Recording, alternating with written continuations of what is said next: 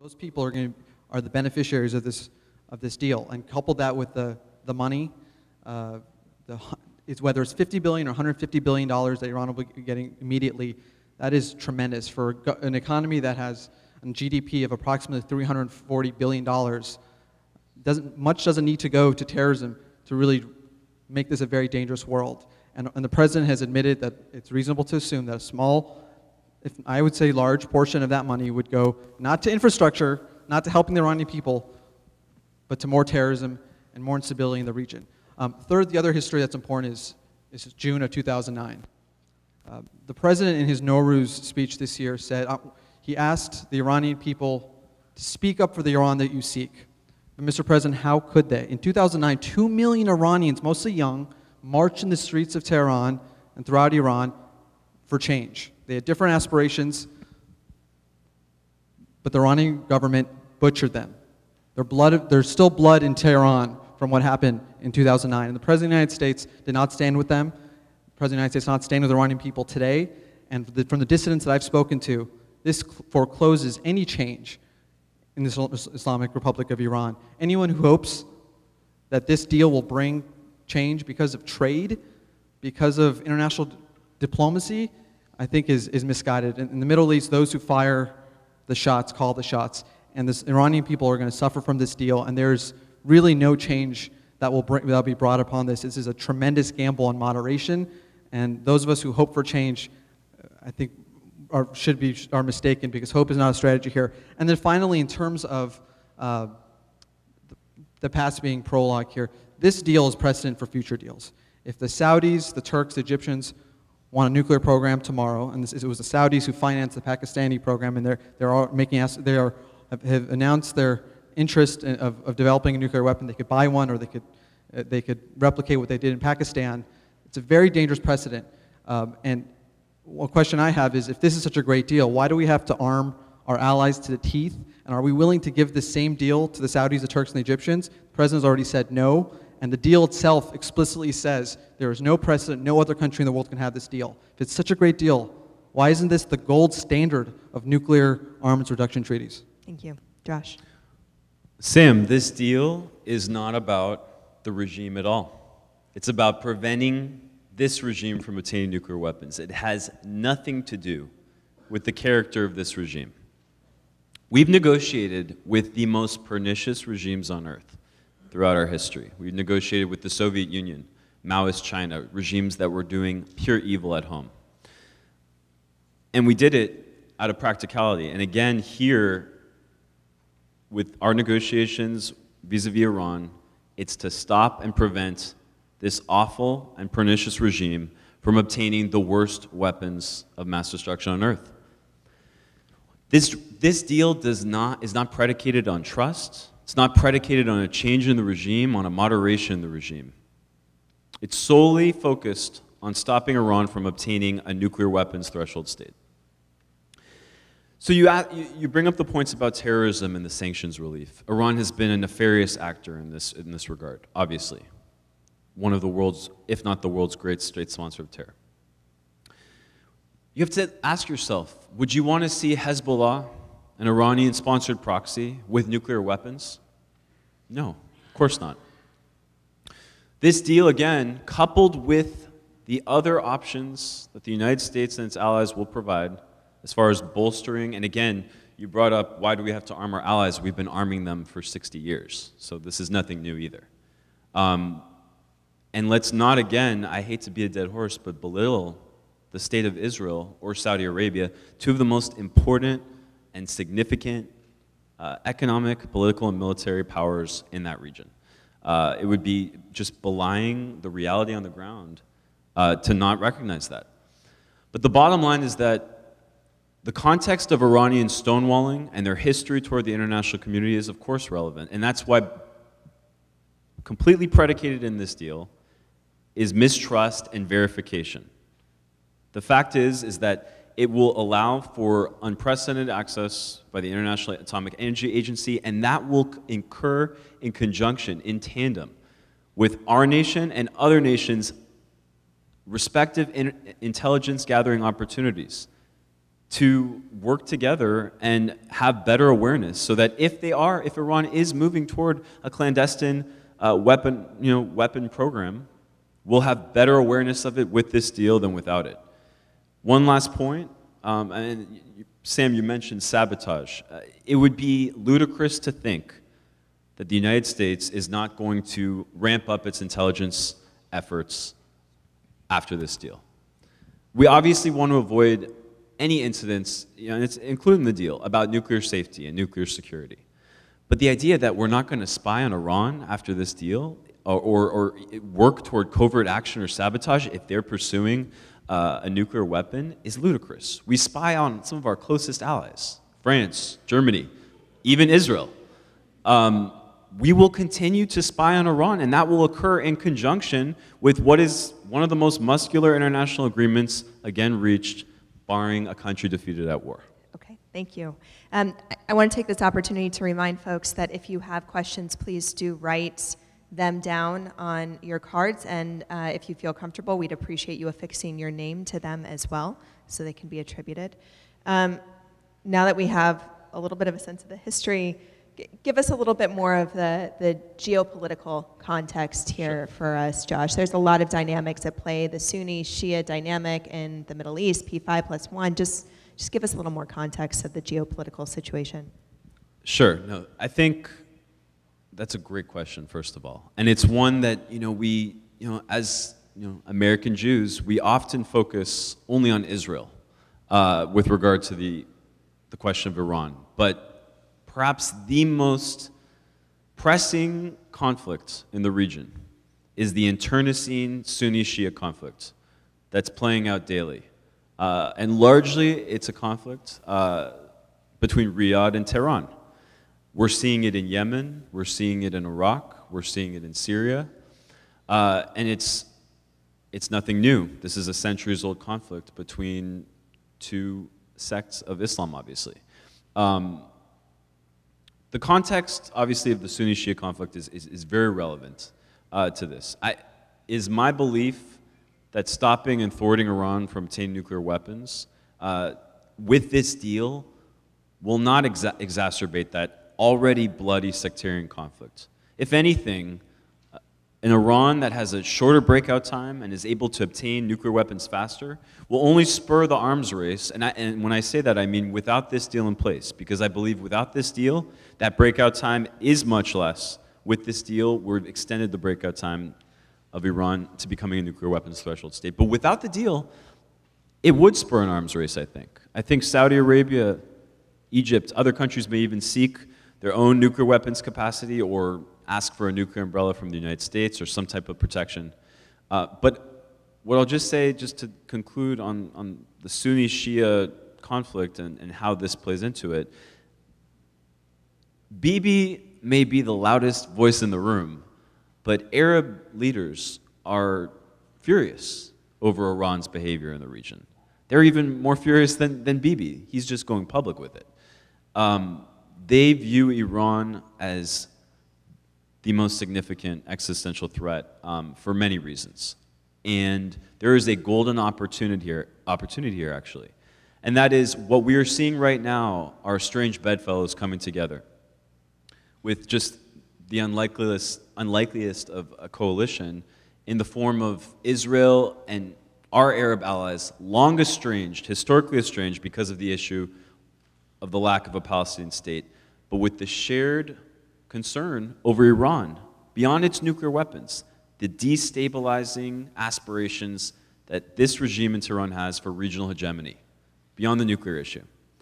And that's brought together Israel and Saudi Arabia. And this is, I think, kind of a key story to follow, because we're seeing this unfold in real time, but the Saudis and Israelis are now moving to emerge from a shadowy, de facto, ad hoc, clandestine relationship to one that's more formalized. And this would be a game changer, not just for Israel, but for the entire region. And it's something to watch, and it's a silver lining, actually, to everything negative that's occurring vis-a-vis Iran. Thank you.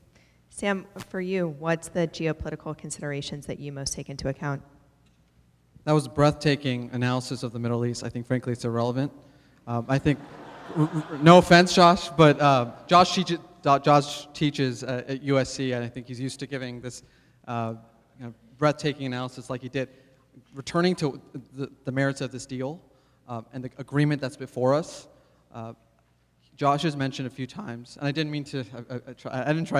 I was not trying to put you down. I think I just wanted to focus on with a laser eye on what's before us, which is this agreement. The agreement before us, the standard that we need to apply in analyzing it, is whether we as Americans will be safer, not for 5 or 10 or 15 years when these various restrictions are in place, but for generations to come. There's a broad range of ages in this room, and I have a daughter who's 2 years old, and I have another one who's under 1. And 10 years and 15 years, which is where the duration of most of these restrictions, really is a blink of an eye. In 10 years and 15 years, are you ready to live in a world in which all of these nuclear restrictions are gone? A world in which Iran is wealthy, armed with Russian and Chinese air defense systems, that has international recognition of its enrichment capacity? I think it's a very dangerous world. And Josh has mentioned a few times that this is the most robust inspection regime ever known to man. Well, just this week, we learned that at one of the most important sites in which Iran has been undertaking its nuclear military activities, testing detonators, testing missiles at Parchin, which was not mentioned as part of this deal. Only those known sites, Natanz, Fordo. There's nothing mentioned about this military site. There was a side deal. I'll say it's a side deal. It's called a separate agreement. That's what it's called. It's one page, and it's been now in the press, and we can all read it. And what it says is, the IAEA will not have access to it. Iran will provide to the IAEA videos, photos, and environmental samples collected by Iranian inspectors that will be using Iranian equipment that will be handed to the IAEA. The IAEA can't come in and verify, and at one of the most sensitive sites, that is the verification system in place. So a couple questions. Does that inspire confidence that this regime, the Islamic Republic, was going to play ball and allow these inspectors throughout the country? And secondly, why would our government agree to this side deal? John Kerry 2 weeks ago said in the House Foreign Affairs Committee that he hadn't read the deal and that he'd be happy to have the people who had read it brief Congress in a classified session. It is shocking that this is the regime, the inspection regime that we are agreeing to at this site. And we've referenced known and unknown, covert and clandestine sites.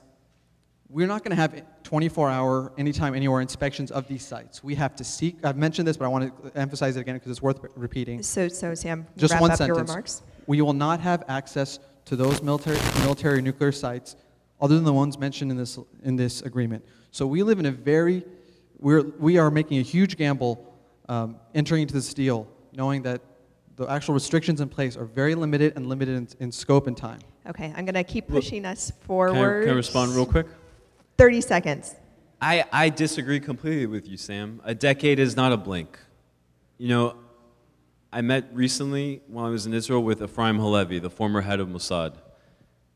And he said to me, a decade is an eternity in the Middle East. We have no idea what will come a decade from now. And frankly, it's a bit preposterous to think that you can negotiate an agreement for 30, 40, 50, 60 years, Sam. That's just not likely. One last thing. It is U.S. policy, and will be U.S. policy, that Iran never obtains a nuclear weapon. And that is going to continue past this administration, and the next administration, and the administration after. And that, and American policy, will complement what is, in my opinion, although you disagree, a robust international deal. It doesn't exist in a vacuum, though. Okay, I'm going to push us forward. I apologize. Sam, who would argue that it's naive to think that we could negotiate something better, that we could wrangle our allies back to the table. I feel like that is the Achilles heel of the stance that you take, and I'm curious what your response is. Happy to answer that. Just one point. Josh said it's I'm not doing a good job here. Josh will have his time to respond. Josh said it's a U.S. policy to prevent Iran from ever obtaining a nuclear weapon. The agreement's actual language just does not support that. No, that's not true, Sam. Read the preamble. Hold on. This is really important. The preamble to the agreement, if you've read all 189 pages, the first page says it is the intent of the parties that Iran never obtains nuclear weapons. And in 10 years, Iran can spin its advanced centrifuges and it can enrich uranium. And the president admitted that at that point, breakout time, which is you go from low enriched uranium to the weapons grade, is going to be 0 or days or hours. So we are at... Hold on. So wait, 1 sec. That, first of all, neither one of us up here is an arms control expert or a nuclear non-proliferation expert. But dozens, if not hundreds, of nuclear non-proliferation experts and arms control experts have stated that that is a hysterical, bogus claim. The idea that is fanciful that Iran could immediately revert its program in a matter of weeks or months after this 10-year restriction. For sake of equity, I'm going to let Sam jump back in. I apologize. If they do a reversal, we'll notice. That's the main point. Here are the facts. Iran does not dismantle or destroy a single centrifuge. Period. Hard stop at that sentence. Iran has the right to enrich uranium using its advanced centrifuges after 15 years. It could spin the centrifuges after 10. And there's nothing in this agreement other than the non-proliferation treaty, which Iran has over numerous times violated, that does anything about it. So if we're worried about an Iran today, imagine what Iran, all it has to do is bide its time, cash the checks from these foreign governments, and in 10 years, or 15, depending on exactly which element of the agreement restriction remains in place, it can move towards building a nuclear weapon, and there's nothing that we can do about it at that point, given how strong Iran will be militarily, economically, and I think it's a very troubling... And we are moving forward in the questions. Back to the Achilles heel. What do you say about wrangling our allies back to the table? So I think there's a couple points there. First is it discounts the power and force of American sanctions. American sanctions have been in place for 20 years. It's only been since 2010 that the international community has joined in these efforts. And it is the American banking sanctions on the banking systems that has forced the world businesses to choose between doing business with the United States or with Iran, a $17 trillion economy or a $340 billion economy. And it's what Josh mentioned, the secondary sanctions. Just in 2012, the United States sanctioned a French bank $9 billion for violating sanctions, the economic sanctions. These will remain in place. It's US law if this deal is disapproved.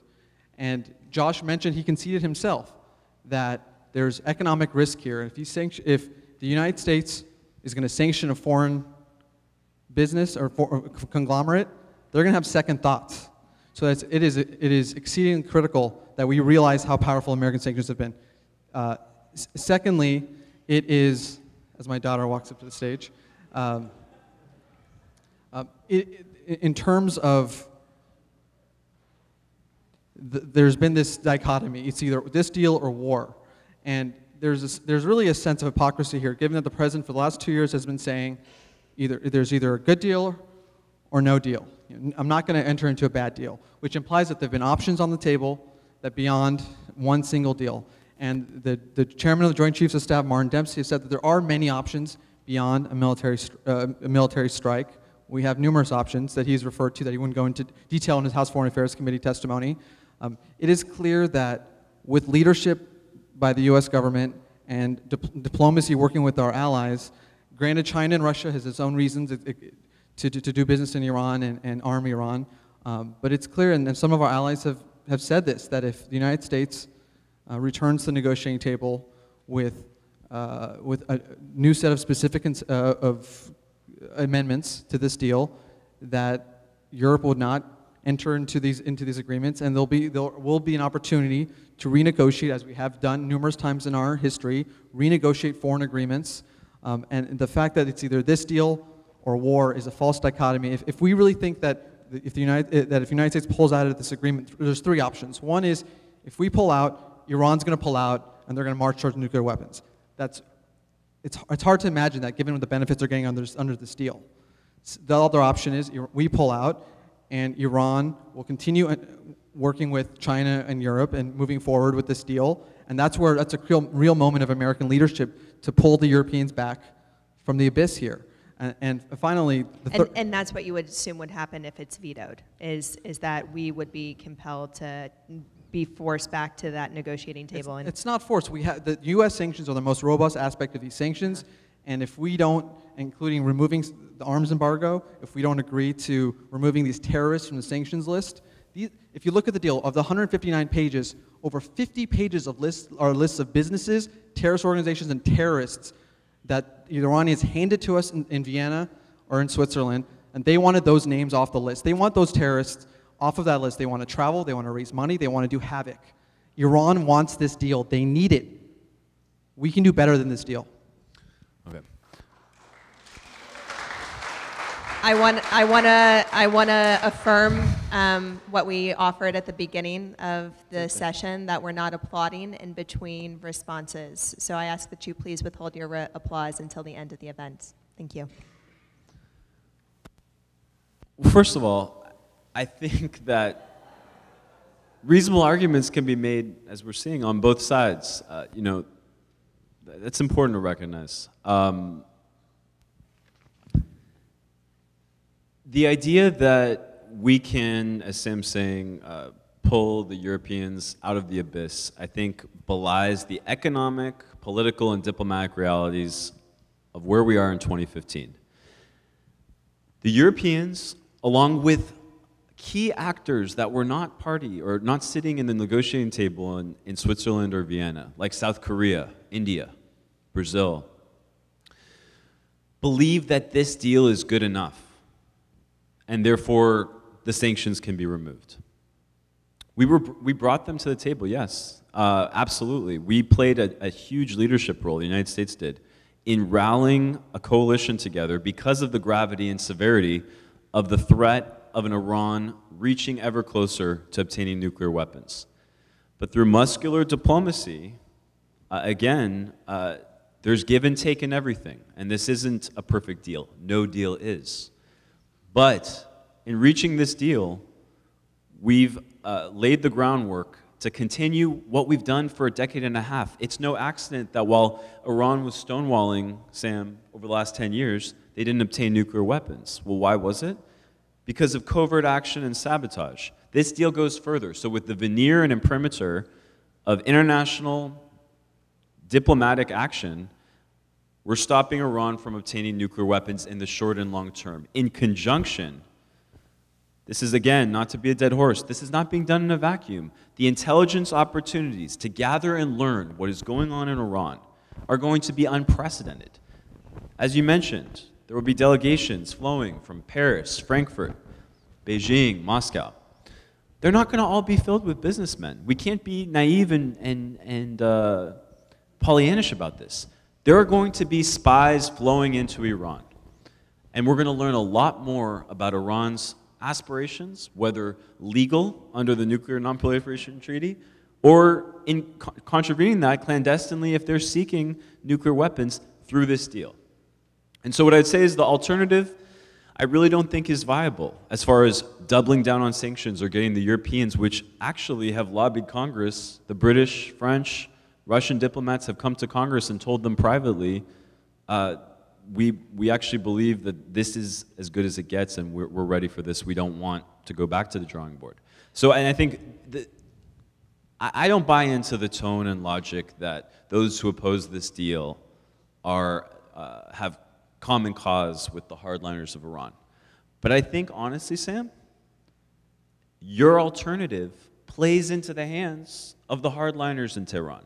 The alternative being they would jump in glee if this deal fell apart. People like Supreme Leader Ali Khamenei and Qasem Soleimani, who you mentioned. So we are getting a lot of questions on whether this, what is the alternative? Is this deal better than no deal? If not this deal, then what deal? So both of you just take a moment to kind of address that. Sam, I'll let you jump in first, and then Josh, we'll get to you. So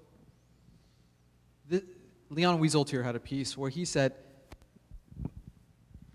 the question of whether there's a better alternative is a false one, because this deal, as currently written in this agreement, does not accomplish what it's set out to accomplish, which as a result, it's not an alternative itself. It does not permanently prevent Iran from obtaining nuclear weapons. Iran simply has to wait 10 years to 15 years, cash its checks, and sprint to nuclear weapons if it chooses to. And Josh's newest argument is a common one that's now being shared among supporters of the deal, which is, look, worst case scenario, we're going to have great intelligence, and if we have to go to war to Iran, at some point in the future, we'll actually have access to Iran, and it's worth it just for that reason alone. That's a pretty dangerous, we're giving up a lot. We're giving up billions of dollars, giving them the right to enrich. We're giving them conventional and ballistic weapons, removing terrorists from terrorist lists so that we can have some intelligence on the ground. I think that's a pretty scary trade-off, which I would not support. And I would go back to my points here, though. So I think it's Iran. It's unlikely that Iran would scrap the deal if we were to disprove it. I think the question now at this point is, what happens if this deal gets approved? What is our best and worst case scenario? And actually, if you think about it, if you really analyze it, our best and worst case scenario is very similar. If this deal is approved and implemented, our best case scenario is Iran doesn't cheat, they don't attack us in terms of any direct terrorist attack, but they just bide their time, 10 or 15 years, and then we're faced with an Iran, and perhaps they change. Again, I don't think there's any evidence to support the claim that they're going to change, and then we have to deal with a very dangerous Iran. Our worst case scenario is that exact same scenario, except much sooner. Iran will cheat, we'll have to snap back sanctions, Iran pulls out of this deal, and we face a very rich, very strong militarily, and very aggressive Iran that is on the cusp of nuclear weapons without any restrictions under this deal. Okay. Again, just a small anecdote I wanted to share with y'all. When I was in Israel 2 weeks ago, I met with a retired general named Amos Yadlin. He was one of the 8 pilots that bombed the Iraq reactor in 1981, Iraq's burgeoning nuclear weapons program. And he said, in Israel, and it seems like in America, there's hysteria on the one side and naive euphoria on the other side. And I like to be somewhere in the middle, he said, slightly paranoid. And that, to me, is exactly where you want to be with regard to this deal. I don't think anybody needs to be euphoric about it, nor do they need to be hysterical. What we need to be, honestly, is slightly paranoid, given Iran's history and given its track record. But just getting back to the question of what is the alternative? If not this deal, then what? Again, I would just say that I think it's illusory to think that we could get our allies, mainly in Europe, and reassemble the sanctions regime and coalition that we built painstakingly over the last 5 years, back to the drawing board to renegotiate this.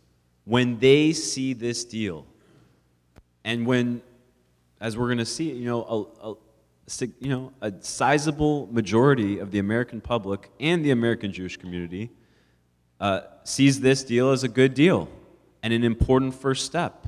But it's not the end-all and be-all.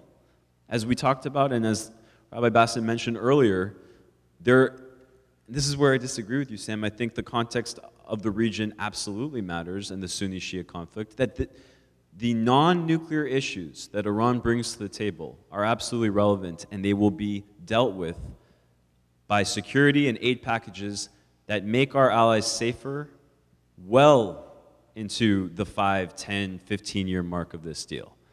And again, the clearest objective, the most critical objective of this deal is to prevent Iran from obtaining nuclear weapons, not to change the regime, not to make it more moderate.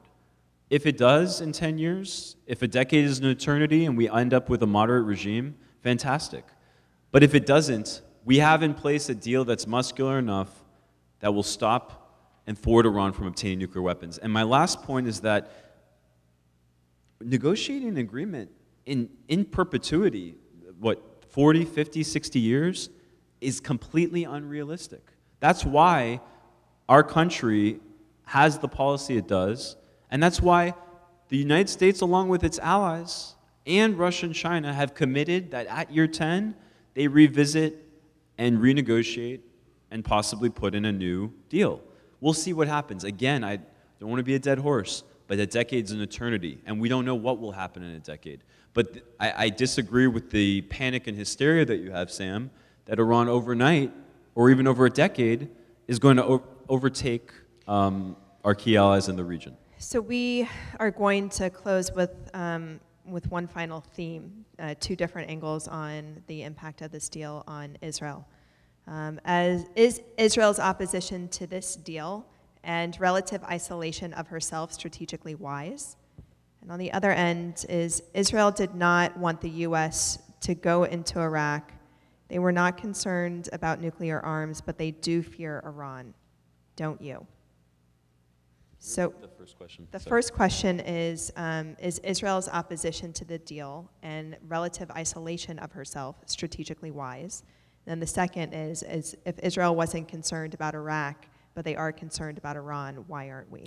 So the first question, no. Israel is not better off with isolation and with the hysteria and panic, in my opinion, that its Prime Minister, Benjamin Netanyahu, has fomented in his country.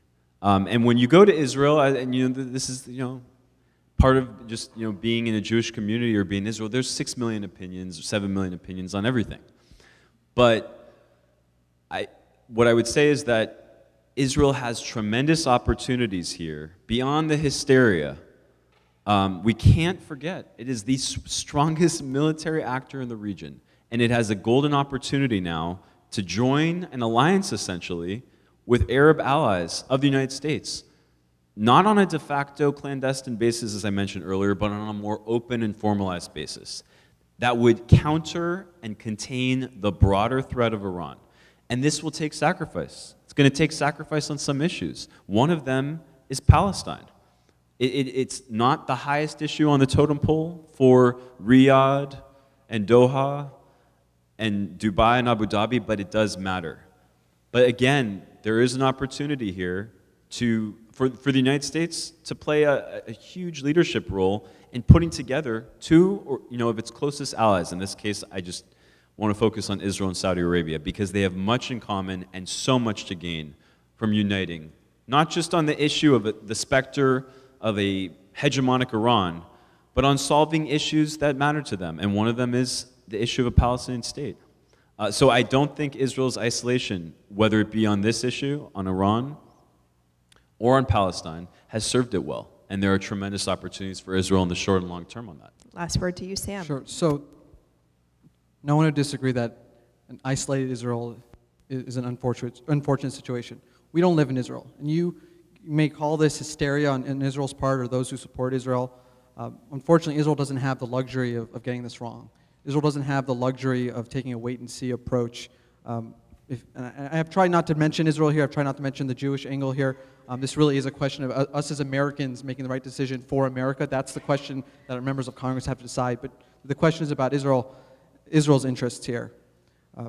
When you live within the striking range of the Shahab missile, near a regime that has threatened to wipe out Israel off the map, that has attacked Israeli and Jewish interests around the world over its 30 years, Israel just doesn't have the luxury of getting this wrong.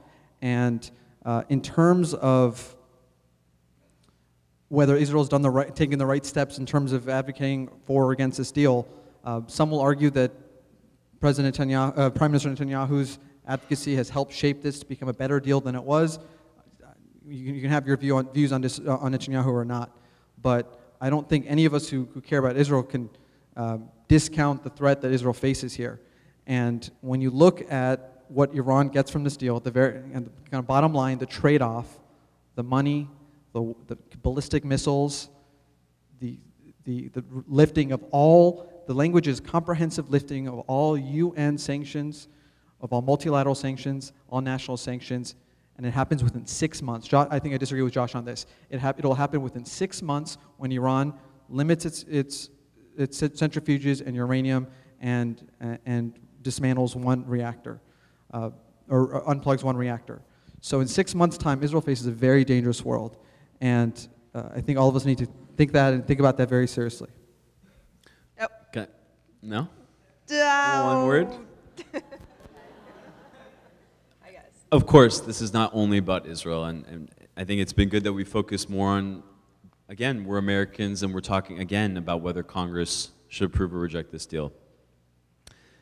But I completely disagree, Sam, with your characterization of Israel's security in the short and long term. I think that this deal, coupled with the policy options that I mentioned, that the United States will steadfastly abide by, whether the next president is named Clinton or Rubio or Trump, it's not a joke, it's not a joke anymore. The question before us, if you're Israel, is do you want Hezbollah to have nuclear arms? Do you want terrorist proxies supported by Iran to have those weapons? Absolutely not. We will do everything in our power to prevent Iran from obtaining those weapons, in conjunction with the deal that's before us. And Israel is safer with the deal and with the assurances it will have by its closest ally on earth. Again, the most indispensable actor on the world stage and in the Middle East, the United States. Final word. Okay, so final word is, Please refrain. so Josh says that Israel will be safer under this deal. Congressman Nadler asked the president a series of questions, and the president wrote them in a letter. I'm going to address your concerns. And one of the questions that Congressman Nadler asked is, will Israel really be safer? What can we do to protect Israel? The president has said, he made statements related to arming Israel and hinted that he would give Israel the weapons necessary to potentially take out Iran's nuclear weapons program. Thomas Friedman, who's a supporter of the deal, has advocated for an open-ended military authorization to strike Iran in the event this deal is passed, so that Iran has a deterrent angle here. Dennis Ross, who is an advisor to the president but has not made his view clear, has said that we should give Israel the massive ordnance penetrator, this 30,000-ton bomb that, if necessary, Israel can use to bomb Iran. If we need all these things, if we are living in a much more dangerous world, if we can just get it right now, if we can just use the power of Congress, the power of our president's diplomacy to get the better deal, to dismantle the centrifuges, a longer duration in this deal, to remove the arms embargo, we can fix this. We all want a better deal. We don't want to live in a world, I don't want my daughter in 12 or 15 years to live in a world where everyone has nuclear weapons. We wake up every morning wondering if Israel is going to attack Iran. We just want to bring peace to this. And I think those who oppose this deal are not the warmongers. We want to prevent the deal from leading to war. And I think deep down, that's where my fear is. This deal does not let us sleep at peace at night. We're going to wake up every morning asking, has Iran cheated? Has Israel struck? Or has Hezbollah gotten the conventional or ballistic missiles that Iran now has? And I think it's a very dangerous world, and this deal does not make us safe. It's a dangerous world. Please refrain. It's undeniably a dangerous world. It's been a dangerous world forever, possibly. It's been a dangerous world since Israel, as we all know, while not publicly acknowledged, acquired nuclear weapons and its capability because of the fear it had and the threats that it faced as a newly created state, almost a decade into its history acquiring nuclear weapons, although not acknowledged ever publicly. So it's been a dangerous world for Israel, and it's been a dangerous region for a long time. Josh, wrap it up in 30 seconds. I'll wrap it up. And then I'm going to give Sam a final word. That should not stop us from implementing. First of all, that should not stop us from negotiating with the most pernicious, awful regimes that espouse the rhetoric that Sam's already mentioned. That should give us all the more incentive to negotiate with them and stop them from obtaining nuclear weapons. And that's the bottom line. Closing? Okay. Final word. So I actually want to end with a story. We've looked at the deal. We've looked at some foreign policy questions. I wanted a personal family story that I want to recount.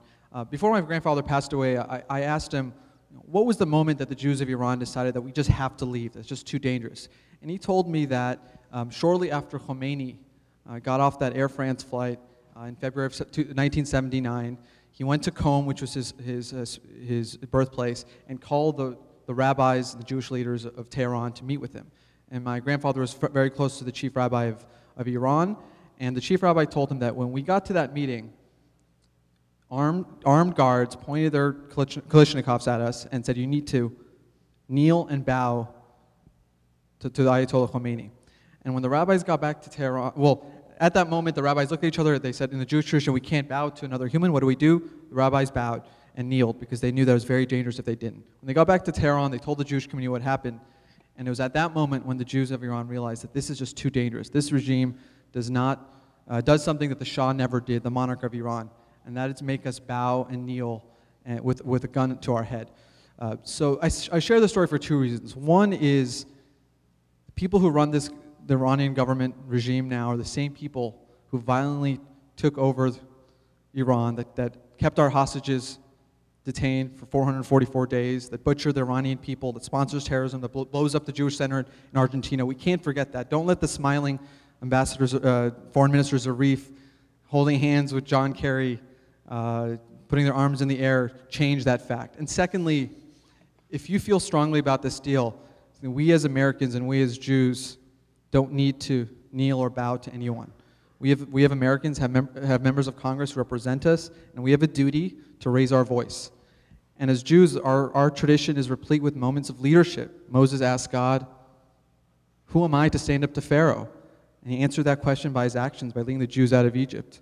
Mordecai reminded Esther that it might just be at this moment that you were put in this position of power as the queen of Persia so that you can save the Jewish people.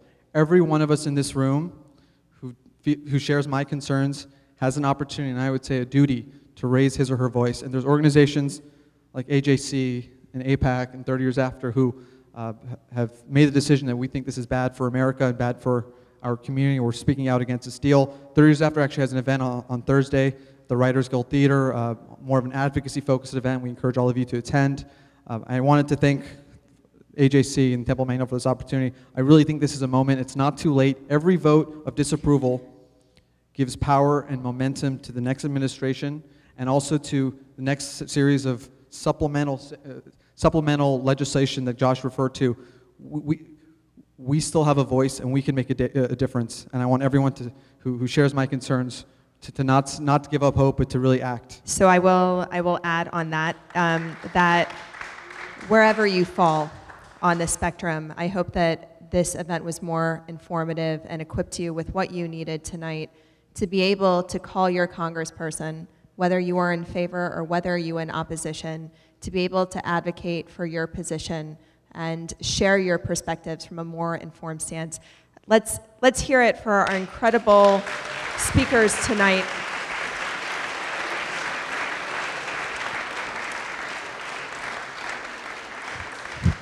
Thank you for your friendship, for your candor, for your civil engagement and conversation, and for letting me interrupt you.